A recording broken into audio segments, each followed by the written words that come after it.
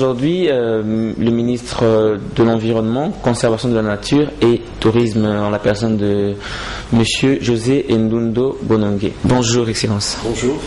Oui, de prime abord, quel pourrait être l'aperçu que le ministre pourrait dresser sur le potentiel forestier congolais par rapport au fait que la RDC, notre pays, est parmi les poumons au fait de l'environnement mondial?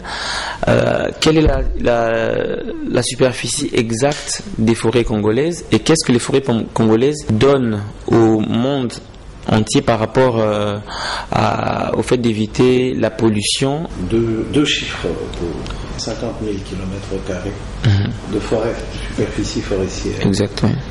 C'est près de 60% de la superficie du pays. Et c'est le deuxième massif forestier après celui du Brésil. Deuxième chiffre, la forêt congolaise représente 4 années d'émissions mondiales de gaz à effet de serre. 4 années. C'est-à-dire que si on détruisait la forêt, on créerait un cataclysme. La forêt congolaise, on créerait un cataclysme d'envergure mondiale. On ne pourrait d'ailleurs pas le faire parce que ce serait aujourd'hui, puisqu'on évoque les questions de survie de la planète et donc de l'humanité, ce serait un casus belli. On ne pourrait pas le faire. Ça, c'est ce qu'il faut dire. La deuxième chose, c'est que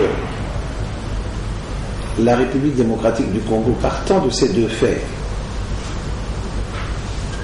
fait partie de la solution, est partie à la solution. C'est parti à la solution parce que la question forestière intervient pour à peu près 20% dans les mécanismes de changement climatique, de dérapage climatique, mais aussi parce que la forêt, la capacité de résorption de la forêt, de la déforestation et la dégradation est beaucoup plus rapide à faire. On peut empêcher la destruction de la forêt, on peut commencer le reboisement plus rapidement qu'à changer les moteurs, par exemple des avions. On ne change pas un moteur d'avion, c'est des conceptions technologiques qui demandent énormément de temps. On ne peut pas changer les modalités de fonctionnement des industries dans le monde. Donc la question forestière, outre le fait qu'elle participe de 20%, est la solution la plus rapide et aussi la moins coûteuse. On a plus d'impact à reboiser, à assurer, si vous voulez, la résorption des gaz à effet de serre par le mécanisme forestier que par l'industrialisation, par